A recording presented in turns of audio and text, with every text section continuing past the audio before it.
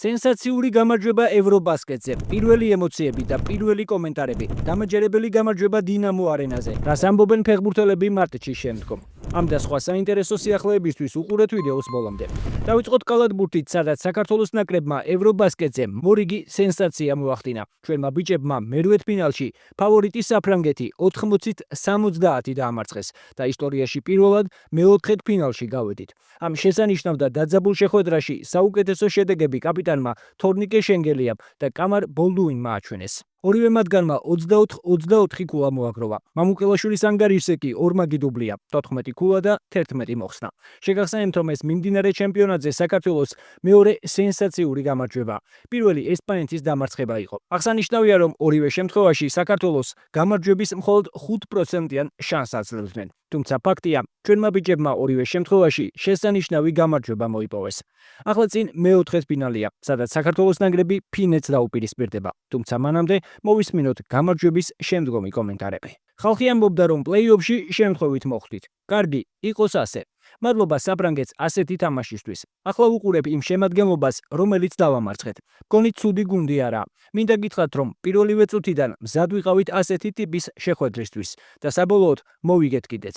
მადლობა ჩემი გუნდის ყველა წევრს, სამწვრთნელო შტაბს, ექიმებს და ყველა იმ ადამიანს, ვინც საქართველოდან ჩამოვიდა. სამედიცინო შტაბის დიდი დამსახურებაა, რომ ამ დრომდე სრული 12 კაციანი შემადგენლობა გვყავს. მოკლედ, ისევ აქ ვართ.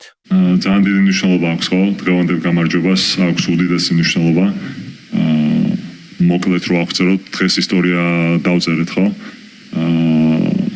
ეს არის თითოეული ჩვენთაგანის დამსახურება, ეს არის თითოეული ჩვენთაგანის ჩადებული შრომა პირველი დღიდან. რამაც დღის ბოლოს გამოიღო შედეგი. მაგრამ კიდევ ერთხელ ვიმეორებ, თუ არც ძალიან გახარებულები, ისევე როგორც ვიყავით გახარებულები, რომ გავედით ჯგუფიდან, მაგრამ არაკმაყოფილები.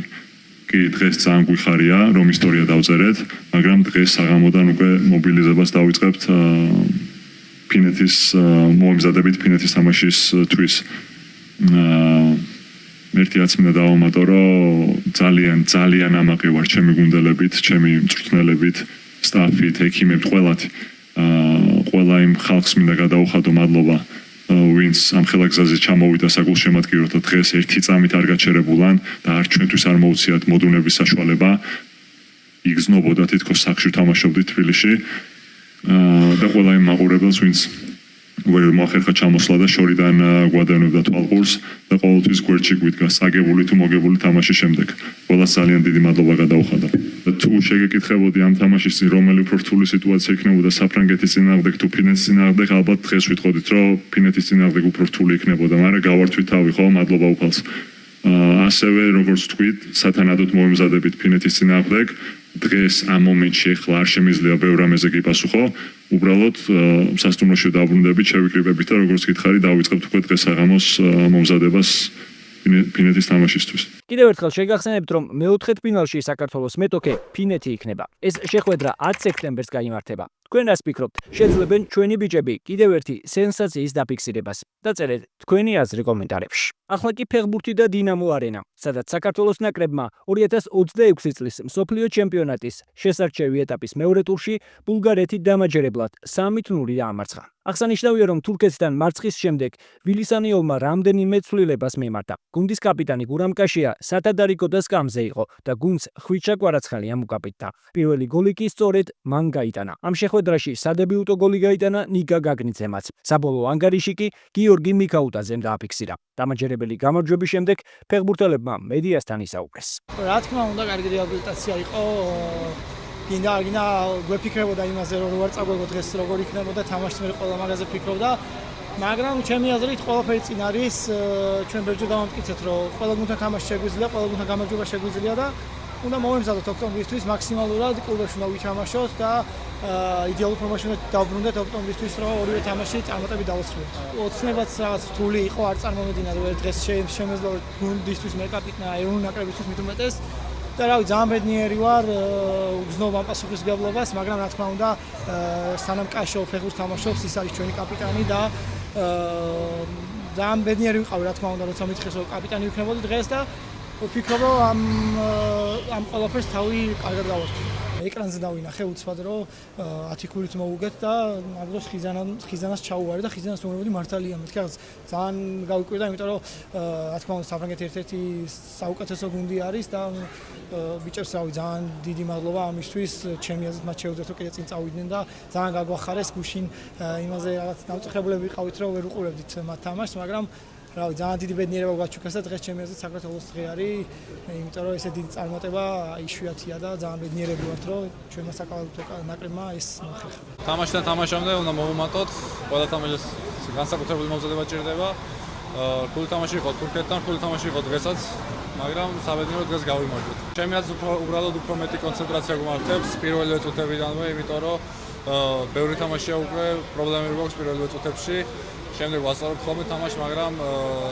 რამდენჯერმე უკვე გვიანი იყო ეს ყველაფერი დღესაც იყო საშიშროება რომ პირველ წუთზე გაგვიშვა გოლი საბედნიეროდ არ გაგვიშვია შემდეგ მოვახერხეთ და მოვიგეთ თამაში კლუბიდან წამოვედი ბედნიერი იმიტომ რომ მინდოდა თამაში ნაკრებში და ვიცოდი თუ თამაშები მელოდებოდა მომზადებული ჩამოვედი სამწუხაროდ თურქეთთან არ გამოვიდა ესეთი თამაში როგორც ყველა ველოდებოდით ძალიან გულს არ გამოგვივიდა ჩემი აზრით დღეს მოვახერხეთ და გავიმარჯვეთ მადლობა მინდა გადავუხადო გულშემატკივარს რადგან ეს ხალხი ვერ მაგ მოტივაციას და ენერგიას მაძლევს რომელიც მივყოლა მე მთელი წელი ყველამ ვიცით რომ პრემიერ ლიგაში თამაში არ არის მარტივი ბევრი ფეხბურთელს უჭირს ჩემი აზრით ადაპტაციის პერიოდი კარგად მიდის და გუნდის სრულფასოვანი წევრი ვარ ესე ვთვლი და იმედი მაქვს მალე დავიწყებ თამაშებს მომიწევს თამაშები და დავამტკიცებ რომ მე შემიძლია ლივერპულს თამაში თურქეთის მე ძალიან აუცილებელი იყო ესეთი გამარჯვება მით უმეტეს კარგი ფეხბურთი ვაჩვენეთ კარგი გოლები გავიტანეთ და ძალიან ბედნიერი ვარ ბიჭები ძალიან ბედნიერები არიან ყველა და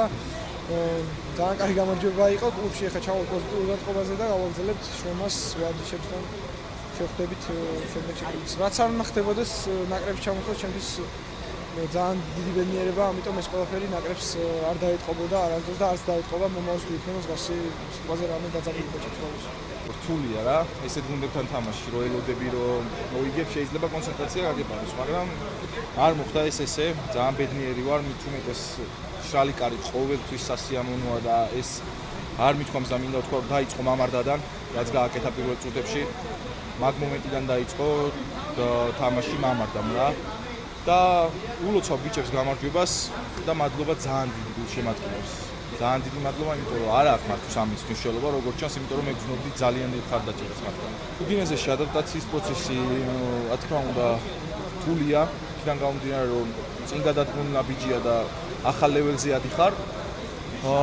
მაგრამ ყველაზე კარგი ისაა რომ ყველანაირი საშუალებაა განვითარების ყველაფერი მაქვს და ეხლა ნათამაშები ჩავდივარ 2-90 წუთი მაქვს ნათამაშები ნაკრები ძალიან დამეხმარა ისევ და ძალიან დიდი იმედი მაქვს რომ დავიმკვიდრებ თავს იქაც. Polls შეგახსენებთ რომ საქართველოს ნაკრები მომდევნო ორ შეხვედრას ოქტომბერში გამართავს. 11 ოქტომბერს ესპანეთის ნაკრებს სტუმრად დაუპირისპირდებით. 14 ოქტომბერს კი კვლავ სტუმრად შეეცდებიან თურქეთის ნაკრების დამარცხებას. წარმატებები უსურვოთ ჩვენს ბიჭებს. თქვენ კი თუ მოგეწონათ ვიდეო, დაალაიქეთ, გამოიწერეთ არხი და ჩართეთ ზარისხილაკი რომ არ გამოგშეთ შემდგომი საინტერესო სიახლეები.